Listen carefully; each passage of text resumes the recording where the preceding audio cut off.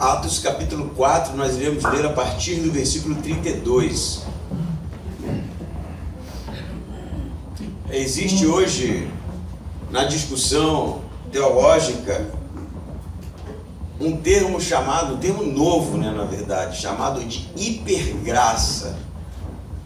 Hipergraça é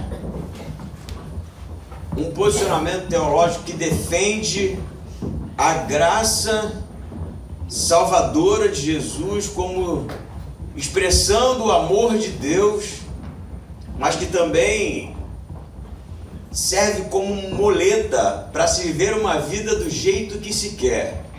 Na hipergraça não existe arrependimento, na hipergraça não existe o conceito de santificação, na hipergraça, na verdade, não existe nada a não ser o amor de Deus, como se o amor de Deus fosse uma grande muleta para se viver, como falei, da maneira que se deseja.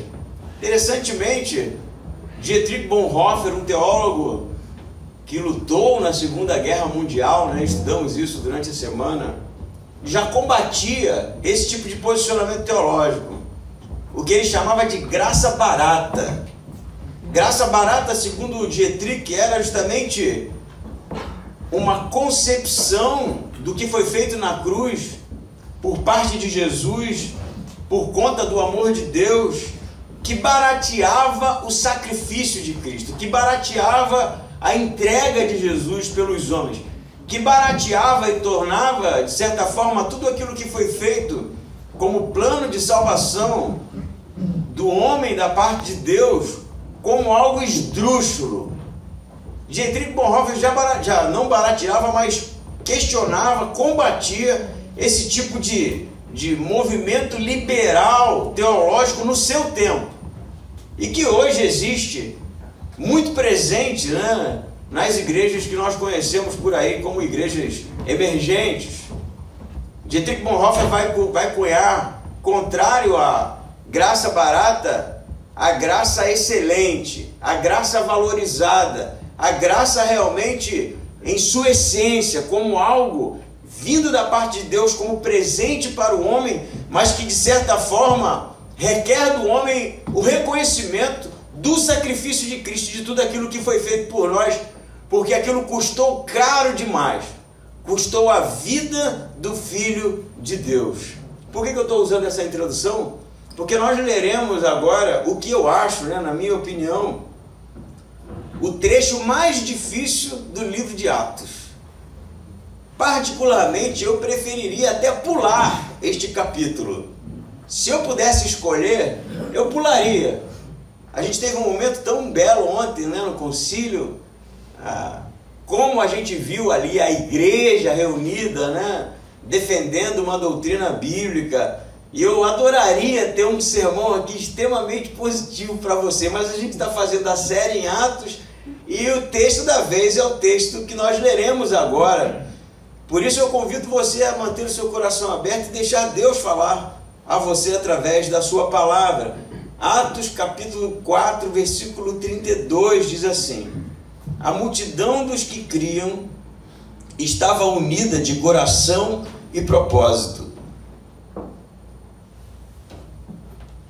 Ninguém afirmava ser sua alguma coisa que possuísse, mas tudo era compartilhado por todos. E com grande poder os apóstolos davam testemunho da ressurreição do Senhor Jesus, e em todos havia imensa graça, pois não existia nenhum necessitado entre eles, porque todos os que possuíam terra ou casas, vendendo-as, traziam o valor do que vendiam e o depositavam aos pés dos apóstolos, e se repartia a qualquer um que tivesse necessidade. Então José, a quem os apóstolos chamavam Barnabé, que significa filho da consolação, levita, natural de Chipre, possuindo um terreno, vendeu, trouxe o dinheiro e colocou aos pés dos apóstolos.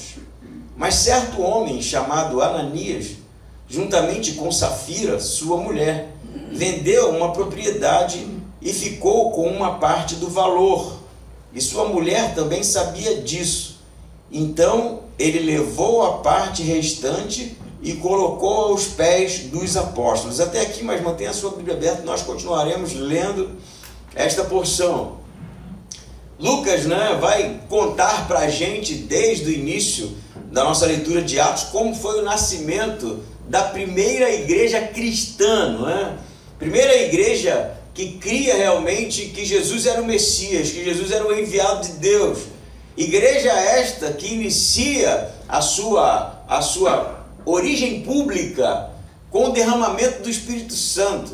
Os apóstolos ali, cheios do Espírito Santo, manifestavam os sinais, os milagres aconteciam, as pessoas eram curadas, e a igreja então cresce de maneira exponencial, segundo Lucas, de um grupo de 120 reunidos ali naquele segundo andar da casa em Jerusalém, para 3.000 pessoas, na verdade 3.000 homens, fora as mulheres e crianças. E no segundo sermão de Pedro, a igreja cresce para 5.000 pessoas.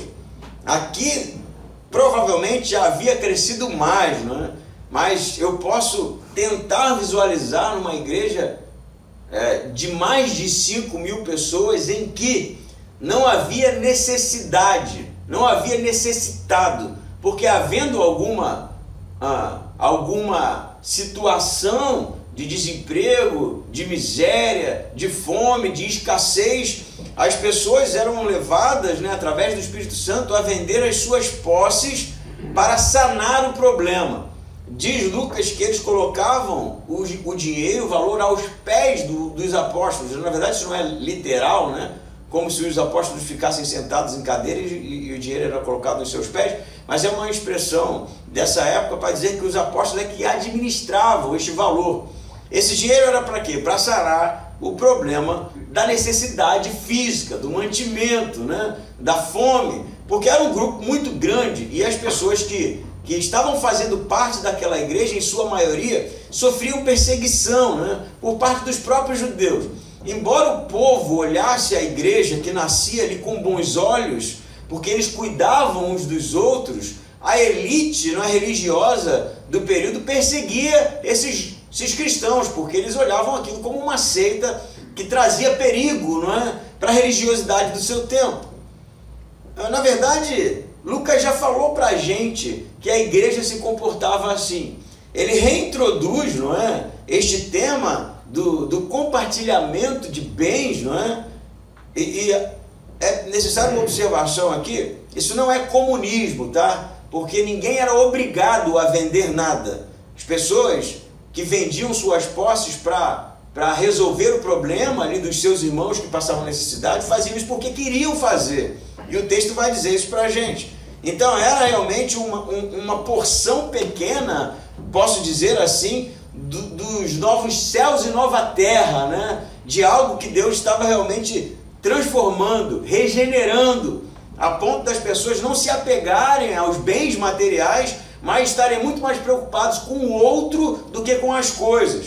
O que vai acontecer então é que Lucas faz essa introdução para a gente, ele diz algumas coisas que a gente pode salientar aqui, que no versículo 33, todo este movimento de cuidado, de poder do Espírito Santo, versículo 33 diz que com muito poder ou com grande poder os apóstolos faziam o quê? Sinais e prodígios? Está escrito aí? Não, Está escrito que eles davam testemunho da ressurreição do Senhor Jesus. Então, apesar de estar havendo esta liga, esse relacionamento intenso entre as pessoas, os apóstolos continuavam dando testemunho da ressurreição, da morte e ressurreição de Jesus para as pessoas, apesar de o Sinédrio já ter proibido eles. Nós vimos semana passada que eles foram presos, passaram a noite na prisão, e o Sinédrio, que era ali a liderança religiosa ali desse tempo, que poderia condenar uma pessoa à morte, por exemplo, ou mesmo apedrejamento, embora só Roma pudesse condenar à morte, mas eles tinham o poder de levar as pessoas à morte, como vai acontecer com Estevão, por exemplo, que é morto a pedradas. Então, os discípulos não escutam o comando do Sinédrio, a ordem do Sinédrio, eles continuam ousadamente pregando sobre a ressurreição de Jesus. Então, Lucas vai dizer para a gente que um homem chamado José, versículo 36, a quem os apóstolos chamavam Barnabé, que significa, diz ele, filho da consolação. Na verdade, tem uma discussão sobre o real significado, né? Filho da consolação provavelmente era um termo popular, mas pode ser traduzido também barra de filho, né? A palavra bar sempre é filho. Por exemplo, o nome de Pedro era Simão Bar-Jonas, né? Bar-Jonas porque ele era Simão, filho de Jonas. Barnabé é José Bar, filho de Nabé. A palavra Nabé não se sabe muito bem o significado assim perfeito, né? Mas é provável que seja filho da consolação, ou filho da exortação, ou filho do encorajamento. Isso é uma espécie de apelido que deram porque a personalidade de Barnabé era assim. Se você já leu a história de Atos, você vai ver que quando Paulo se converte, né, antes perseguidor da igreja, e depois tem um encontro com Jesus, Jesus aparece para Paulo e pergunta a Paulo, ou na verdade Saulo, né, que a mudança de Saulo para Paulo, isso precisa ser dito, né? A gente ainda não chegou em Paulo, mas chegaremos. Não foi uma mudança da parte de Deus, né? Na verdade, Saulo é a versão em aramaico do nome de Paulo, e Paulo é a versão grega do nome dele. Como ele tinha nacionalidade tanto israelita, né, quanto grega, o nome é tratado de duas maneiras, né? Então Jesus aparece para Paulo e diz: Saulo, por que me persegues, né? Paulo se converte então, e todos têm medo de Paulo ainda, porque ele perseguia a igreja. E Barnabé vai ser o homem, né, que vai trazer Paulo para perto dos apóstolos, acreditando realmente na conversão daquele homem, porque ele era um homem encorajador, ele era um crente realmente que levava as pessoas a avançar, ele era um líder, na verdade, na igreja em Jerusalém. E Lucas insere aqui a história de Barnabé porque ele quer dizer alguma coisa, porque Barnabé futuramente vai ser mostrado no livro de Atos como um líder mesmo da igreja, não só em Jerusalém, como em Antioquia. Aqui o que acontece? Barnabé é um levita, ou José se preferir, diz que ele era natural da ilha de Chipre, não é? Então ele possuía um campo, um terreno, embora os levitas não possuíssem terras, né? Você lê a história do Antigo Testamento, você vai ver que a terra foi dividida, né, entre as tribos, e os levitas não receberam terra. Eles eram, na verdade, homens, uma tribo inteira, né, de homens e de pessoas que viviam à disposição do templo, do cuidado do templo. E as outras tribos reservavam cidades para que eles habitassem lá. Então, provavelmente, esse campo de Barnabé é provável que fosse herança, quem sabe, da sua esposa. Por isso ele tem um campo. Não é o motivo dele vender o campo, mas pode ser a explicação do porquê ele ser um levita e possuir terras, né? Diz então que ele vai vender este campo, e o versículo 37 diz que, possuindo esse terreno, vende e trouxe para os apóstolos, né, para realmente que aquele dinheiro fosse administrado para o cuidado dos mais frágeis da comunidade que nasceram ali.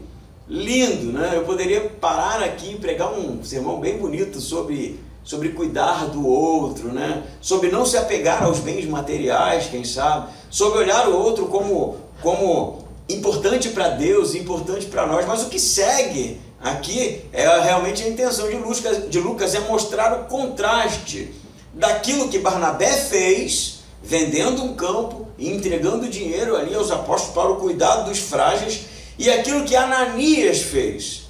Diz a continuação do texto, Lucas diz: mais certo homem chamado Ananias, vou ler de novo aqui para acender aqui a história, junto com Safira, sua mulher, vendeu uma propriedade também. Então, Barnabé, né, faz esse gesto. Barnabé aqui é citado pelo nome, porque ele tem o reconhecimento da comunidade como um líder espiritual, como alguém de relevância e como alguém que se importa realmente. A sua motivação, ela é verdadeira, né? A sua motivação é genuína. Mas o Ananias não é. Diz o texto que o Ananias vende também um terreno, um campo, né? Mas ele combina com a sua esposa o seguinte, diz o versículo 2: ficou com uma parte do valor e sua mulher também sabia disso. E ele levou a parte restante e coloca aos pés dos apóstolos. Então, ele também vende um terreno por um valor específico, mas ele não leva o valor total para os apóstolos. Eles levam parte do valor, mas dizem que o que eles estavam entregando era a totalidade da venda. Então, para que você entenda aonde está o problema que vai ser descrito no texto aqui, não está necessariamente em entregar parte. Eles poderiam entregar parte do valor, se quisessem, partindo do princípio de que eles diziam a verdade. Toma aqui, né? Estamos ofertando a metade, ou quem sabe 80% do valor que nós vendemos a nossa posse aqui, ou mesmo não entregassem nada, ficassem com dinheiro. Pedro vai dizer, o dinheiro era de vocês não eram obrigados a nada, né? Então você percebe que o problema não foi não ter entregado o dinheiro todo, mas ter mentido que era o valor total, enquanto na verdade eles estavam entregando apenas uma parte. O texto vai ter um desenrolo aqui, óbvio, e o fim vai ser bem trágico, mas a gente pode parar aqui para trazer, quem sabe, uma pequena aplicação sobre motivação. A motivação verdadeira versus a motivação maligna, que é o que vai ser trazido no texto. A motivação verdadeira ela é a ação do Espírito Santo. Ela é algo produzido por Deus na vida da gente.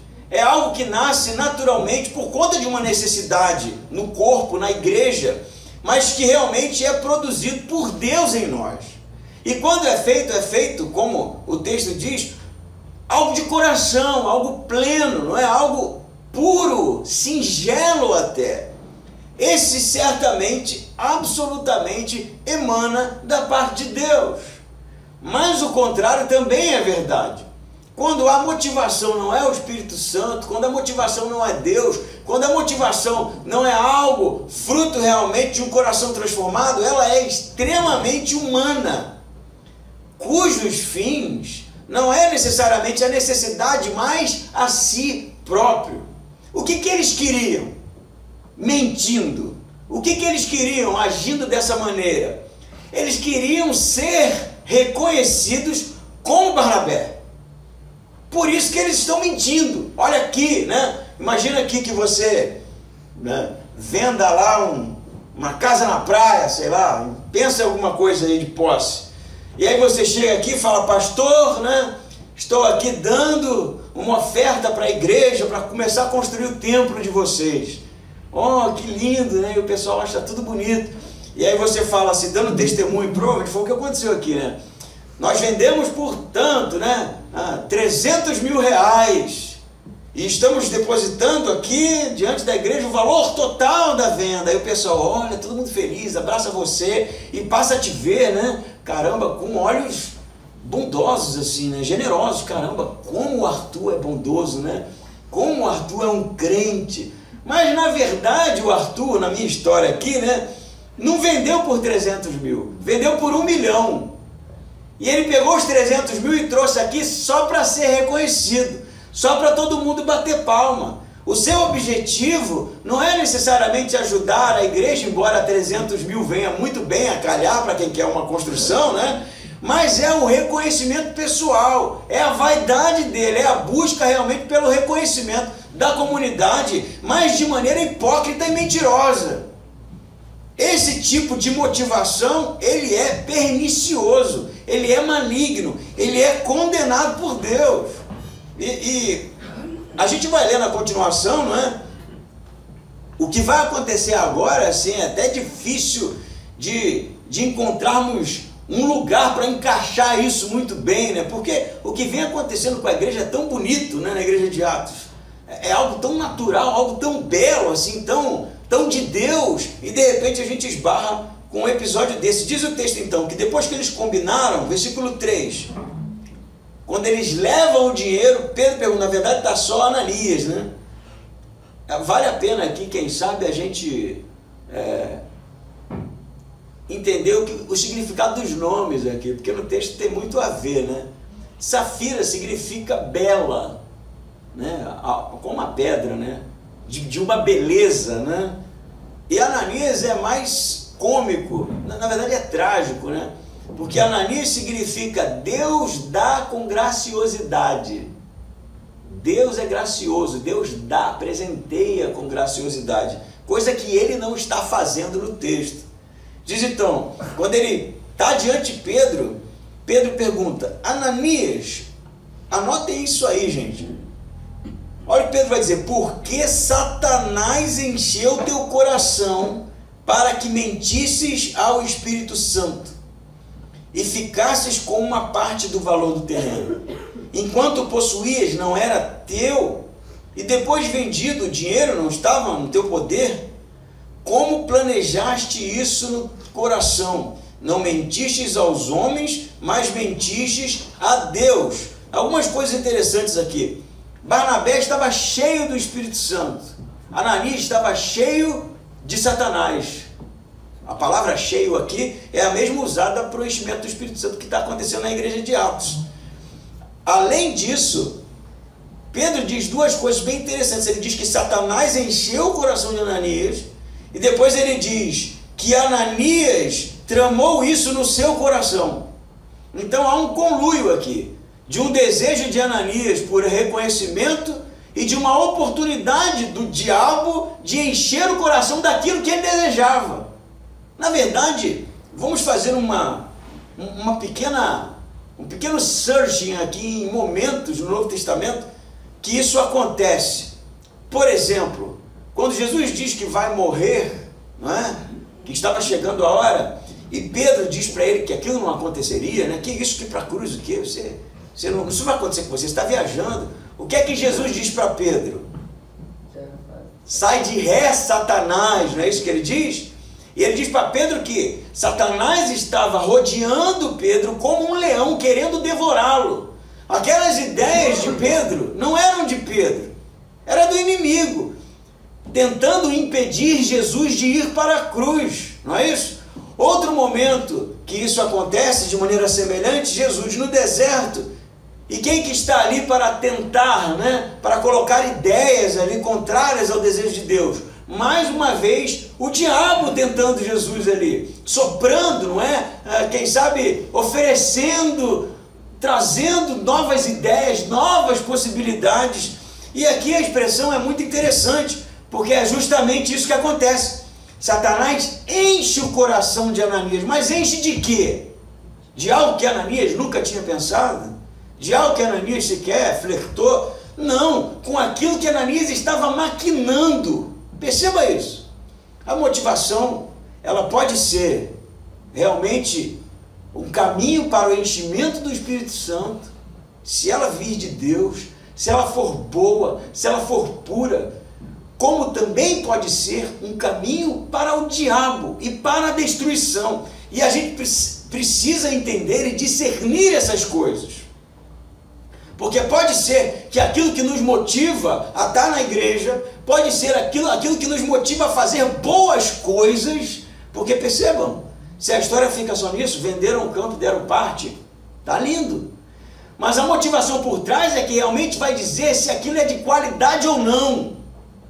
A gente precisa ter discernimento para discernir o que é que motiva os nossos corações.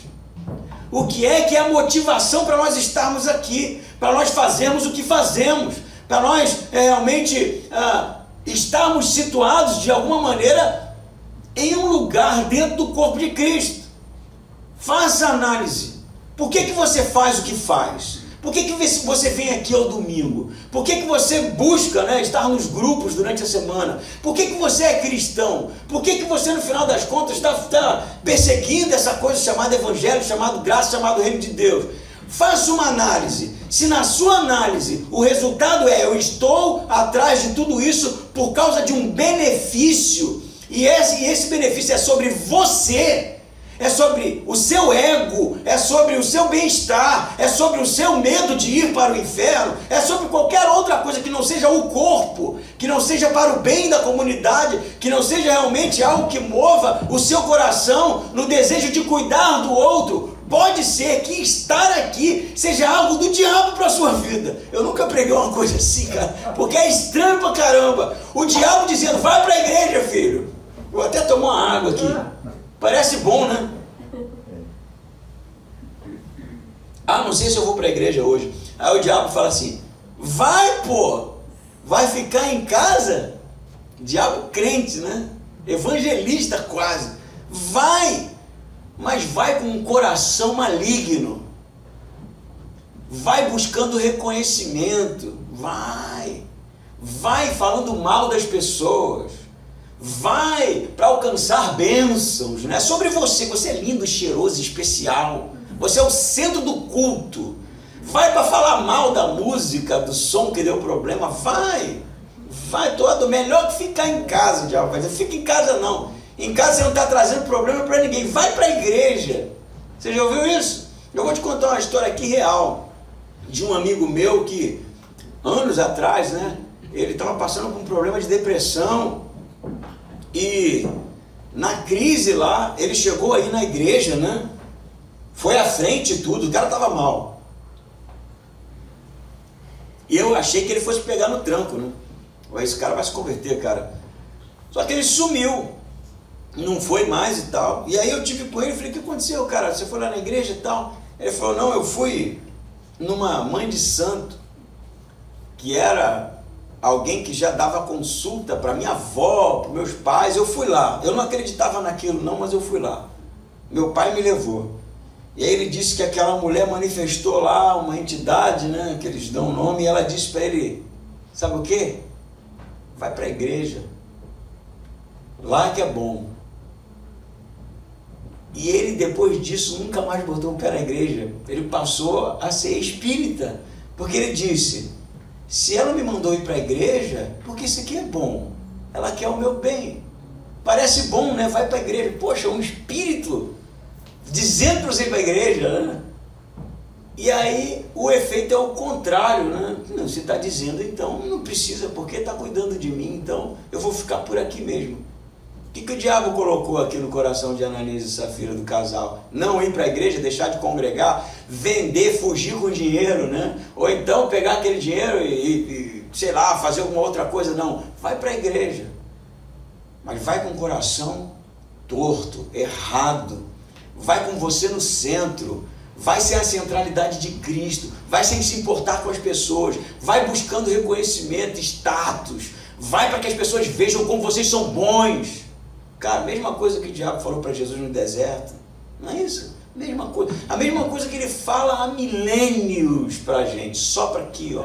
Não, você é top. Eles não sabem de nada. Você sabe mais que todo mundo, né? Vai lá que eles vão te reconhecer. A motivação faz toda a diferença. E a nossa motivação precisa vir de Deus. Porque se não vier, é melhor que você nem venha para cá. Porque o fim é trágico, como o texto vai dizer. Diz então, né? Pedro vai dizer para ele assim, por que Satanás encheu o teu coração para que mentisses ao Espírito Santo? Ficasse com parte do terreno, ele diz, e ficasse com uma parte do valor do terreno. Enquanto possuías, não era teu, e depois de vendido, o dinheiro não estava no teu poder. Como planejaste isso no coração? Não mentistes aos homens, mas a Deus. É o que acontece com Ananias. Ao ouvir essas palavras, Ananias caiu e expirou. Morreu aqui. A gente vai chegar nisso porque vai ter mais coisa no texto. Mas diz assim, e sobreveio grande temor a todos os que souberam disso. Então os mais novos levantaram-se, cobriram-no, carregaram-no para fora e o sepultaram. Quando Ananias ouve de Pedro, né, a gente não sabe ao certo como Pedro entendeu todo o processo. Se alguém falou, aí, ó, é uma conversa fiada. Venderam, portanto, estão mentindo.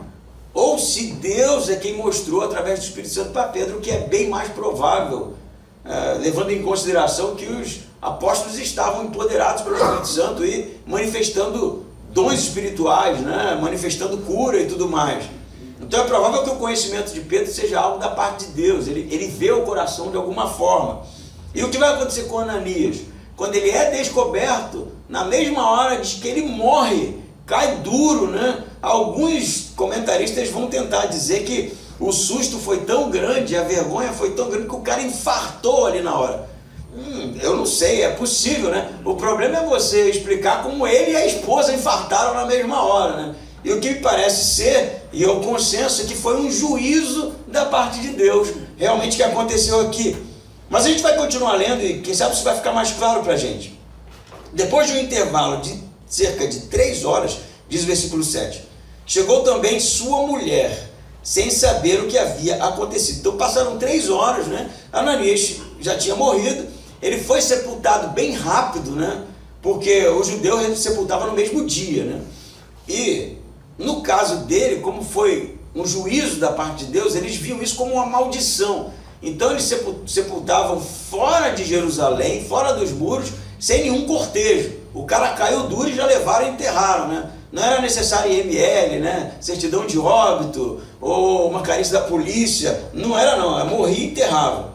Depois de um intervalo de 3 horas, chega Safira, né? Sem saber o que havia acontecido. O versículo 8 diz assim, e Pedro lhe perguntou, dize-me, vendeste por tal quantia aquele terreno? E ela respondeu, sim, foi por esta quantia. Então Pedro lhe disse, por que combinastes colocar à prova o Espírito do Senhor? Os que sepultaram o teu marido estão lá fora, eles também te levarão.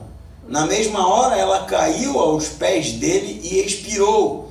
Então os mais novos entraram, acharam-na morta e, levando-a para fora, sepultaram-na ao lado do marido.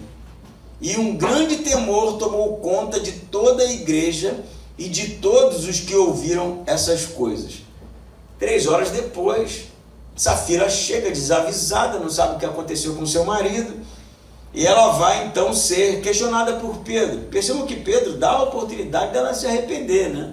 Ele pergunta, foi por esse valor mesmo que vocês venderam o terreno? Essa pergunta é uma pergunta que abre aqui, né, um espaço para ela repensar, refletir e quem sabe dizer, não, Pedro, não foi. Ela poderia. Mas o que ela diz? Sim, foi sim. Por que você está perguntando, né? Provável. Por que você está questionando, né, o nosso gesto tão bonito? E aí Pedro vai dizer para ela, então Pedro lhe disse, por que combinaste colocar à prova o Espírito do Senhor? Olha que coisa interessante. O que significa colocar à prova? A palavra no grego é peirazo, que vem de peirasmos, que significa tentar, provar. A gente viu isso aí numa discussão do grupo, né? A tentação e provação, que é um teste, na verdade. É a palavra peirasmo, significa ser testado, testar. Como testar algo para ver se algo realmente é bom ou ruim, né? Colocar à prova. E o que eles estão fazendo? Eles estão, segundo Pedro, além de mentir para Deus, né? Não para os homens, mas para Deus, eles estão colocando Deus à prova, tentando, testando Deus. Como é que se testa Deus?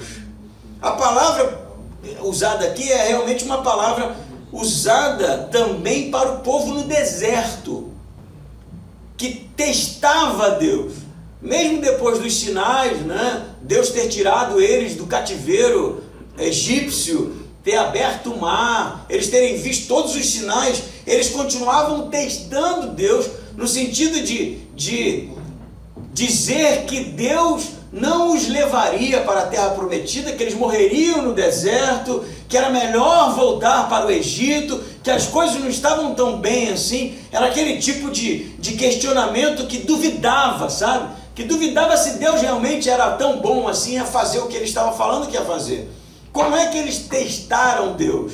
Eles testam Deus a partir do princípio de que eles usam a desculpa da graça, do evangelho de amor, do sacrifício vicário de Jesus e mentem para ver o que vai acontecer. Percebe isso? Quando Pedro fala que eles estão testando, é porque eles estão esticando o amor de Deus. eles estão esticando a graça para ver até onde vai. Eles estão esticando a misericórdia, a paciência de Deus, para ver até onde ela suporta. É um teste. E aí, o que vai acontecer? A mulher vai cair morta também. E que no final da história diz muito para a gente, porque isso vai levar a igreja a ter temor, não é? O que o texto diz, e todos se encheram de temor, que o Evangelho fala realmente do amor de Deus. Jesus é o Filho enviado por Deus por amor, para morrer por nós, para nos resgatar da condenação, para nos salvar, para nos dar nova vida. Tudo isso é amor.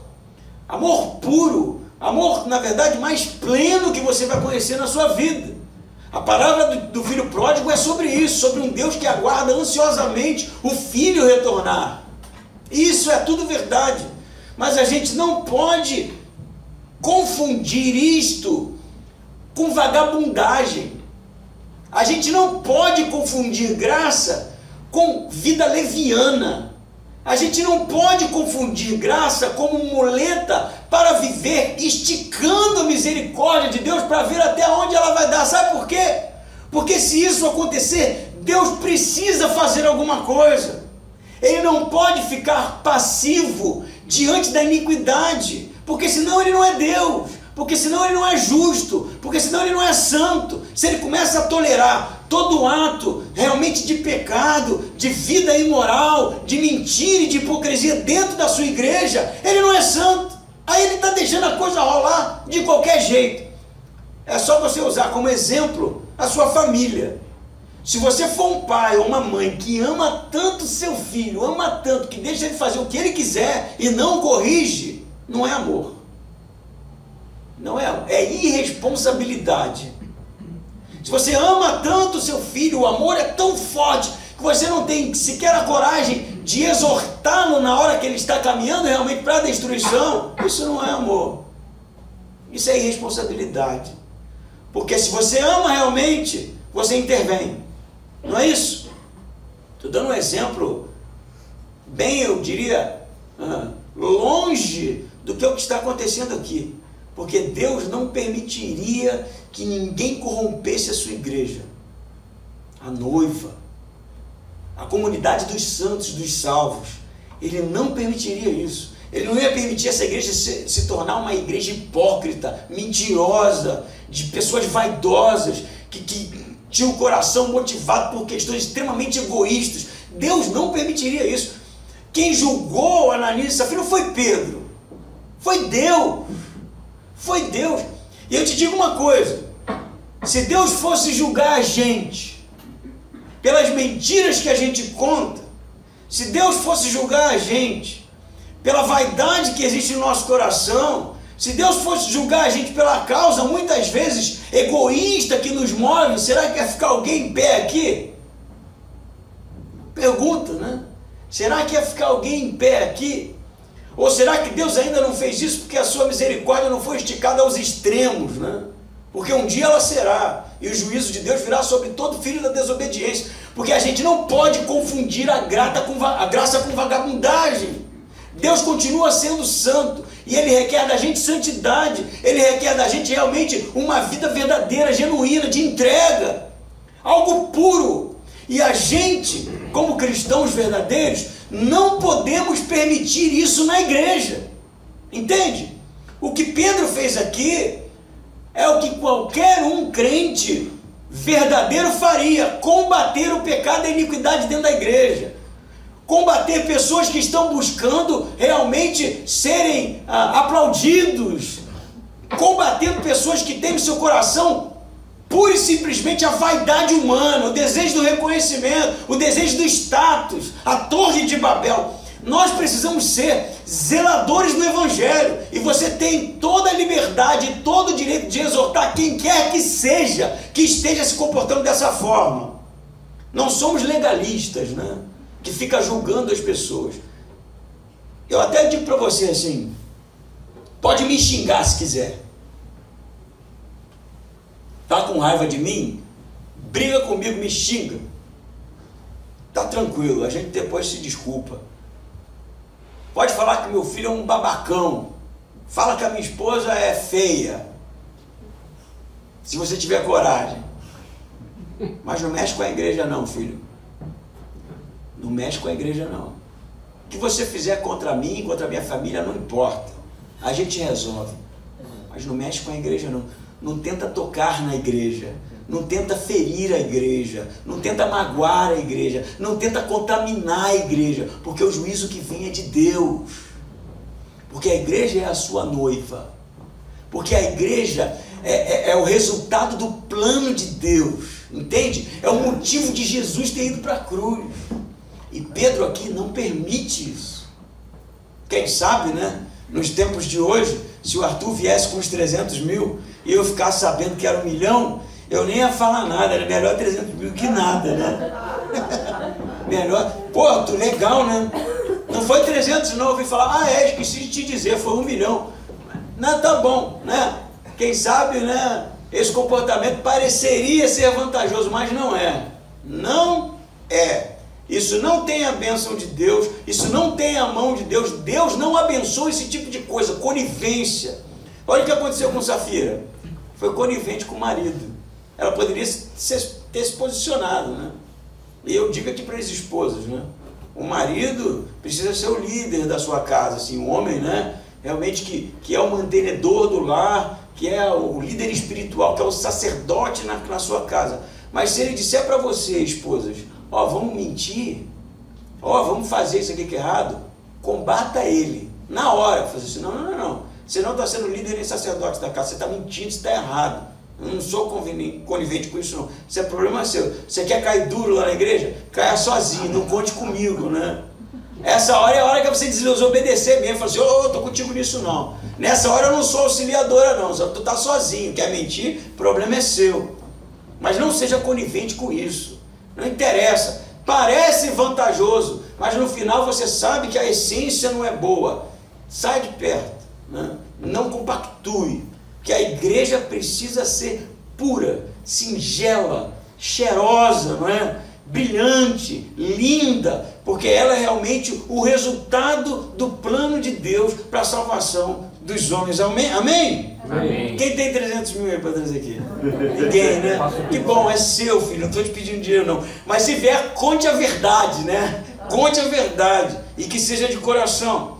Diz o texto mais aqui, versículo 12, para terminarmos aqui. Muitos sinais e feitos extraordinários eram realizados entre o povo por meio dos apóstolos. E eles permaneceram juntos no pórtico de Salomão, que é onde eles se reuniam, né? E embora o povo os admirasse muito, isso aqui é bem interessante. Olha o 13 aqui, ó. Embora o povo os admirasse muito, ninguém mais tinha coragem de se juntar a eles. O pessoal tá vendo assim, a igreja cresceu pra caramba. Eu chego lá duro, o pessoal, toma aqui do almoço, né? Toma aqui do jantar, precisando da roupinha, compra lá, né? Que igreja boa, né? Vamos pra lá, né? Lá a gente se dá bem. Pum, caiu 2 mortos. Ninguém queria ir mais. Ninguém quis saber. Não, aquela igreja é legal, vamos lá, não, tô fora. Aquela lá eu não entro, não. Aquela lá é séria, né? Mas ao mesmo tempo que o pessoal que queria vantagem ficou com medo de ir naquela igreja, diz o versículo 14, cada vez mais agregava-se ao Senhor grande número de crentes, tanto homens como mulheres. Uma igreja que zela pela verdade, uma igreja que prega o evangelho, uma igreja que é genuína e verdadeira na sua adoração, sabe o que vai acontecer? Os vagabundos não entram. Eles podem até fazer uma visita, mas eles vão embora. Estou falando dos visitantes, não, né? Você não voltar e falar assim, o cara falou que o vagabundo entra e vai embora. Estou falando de vocês, né? Uma igreja que prega o evangelho genuíno, ela atrai pessoas que estão buscando o evangelho genuíno. Uma igreja que prega Cristo crucificado atrai pessoas que estão buscando o Cristo crucificado e ressurreto. Uma igreja que prega a verdade atrai pessoas que estão buscando a verdade. As pessoas ficaram com medo. Ih, estratégia ruim, né? Provavelmente alguém falou para Pedro assim, não mata mais ninguém não, tá vindo mais visitante. Né? Para de matar as pessoas, porque senão ninguém visita mais a gente, né? A igreja não cresce. Mas ao mesmo tempo que as pessoas ficaram com medo, a igreja crescia. Crescia através de quem? Através do Espírito Santo, através do evangelismo, através da ação que Deus estava fazendo. Mas quem que ia fazer parte daquela igreja? Grande número de crentes, de pessoas que criam, que ousavam fazer parte daquela igreja, porque entendiam realmente que aquele era verdadeiro, entendiam realmente que aquele era de Deus. Entende isso? Quem sabe uma última aplicação para a gente aqui: se a igreja for uma igreja pura, verdadeira, genuína, se a nossa adoração for algo realmente de Deus, não é? Algo, né, fruto do nosso coração, a igreja não vai crescer rápido. Não cresce rápido.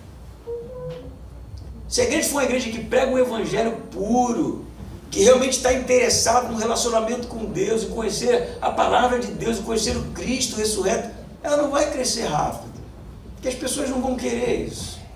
Elas vêm e falam assim: não gostei muito não, muito mais ou menos na igreja, tem nada demais, né? Muito mediana, ou algo do tipo, porque não tem o show pirotécnico, né? Porque não tem os aplausos, os anjos voando nesse lugar, em cima do altar, não sei o que, não conheço a letra, mas é mais ou menos uma coisa assim. Porque não tem o show do milagre, porque não tem os dons espirituais, né? O poder, gente tremendo e caindo no chão. Só tem o evangelho. Isso para mim não é suficiente. A igreja vai crescer devagar, mas ela vai crescer forte. Ela vai crescer saudável. Ela vai crescer porque está no desejo de Deus que ela cresça no tempo certo. Por isso nós precisamos realmente ser zelosos no evangelho, na pregação do evangelho, no conhecimento de Deus. Precisamos ser verdadeiros na nossa adoração. Precisamos realmente ter a nossa vida entregue, né? E não somente sobre aquilo que Deus faz por nós, mas aquilo que Deus faz pelo outro também. Nós precisamos ter temor de Deus. Temor de Deus. E a igreja ficou cheia de temor. Eu falo para você uma última ilustração aqui. Se eu dissesse para você que Deus está naquele outro salão lá, Ele veio em toda a sua glória e entrou naquele salão lá, está lá, e vamos supor que isso seja verdade, quem vai ser o primeiro a entrar? Mas Deus é um Deus de amor, de misericórdia. Eu sei disso. Mas Deus é um Deus, né, que nos ama, entra lá, velho. Você precisa ter temor, porque Deus não é bagunça, porque Deus não é vagabundagem, porque Deus não é qualquer coisa. Ele é Deus. E se você for entrar naquele salão, entre de joelhos, em adoração, de coração contrito, reconhecendo quem Ele é. E aí Ele te dará um abraço, te tomará no colo, vai te encher de beijo e vai te dizer: filho meu, estou te esperando há tanto tempo. Agora, se não for isso, não põe nem o pé, porque a simples presença de Deus é suficiente para nos julgar. A simples santidade de Deus é suficiente para execar toda a iniquidade que há na gente. Por isso nós precisamos ser uma igreja que entende a graça, sim, como favor imerecido, como algo fruto do amor de Deus, como o desejo de Deus de nos salvar mesmo, de estar com a gente por toda a eternidade. Mas esse Deus é santo, e que o evangelho seja tratado da maneira que precisa ser tratado, com seriedade. Amém? Eu vou ler para você um trecho aqui do Dietrich Bonhoeffer, que eu citei no início. Poderia acabar o sermão aqui, né? Mas eu não consigo. Do livro do Dietrich Bonhoeffer, bem conhecido, que é o Discipulado, né? Diz assim: a graça barata é a pregação do perdão sem arrependimento do pecador.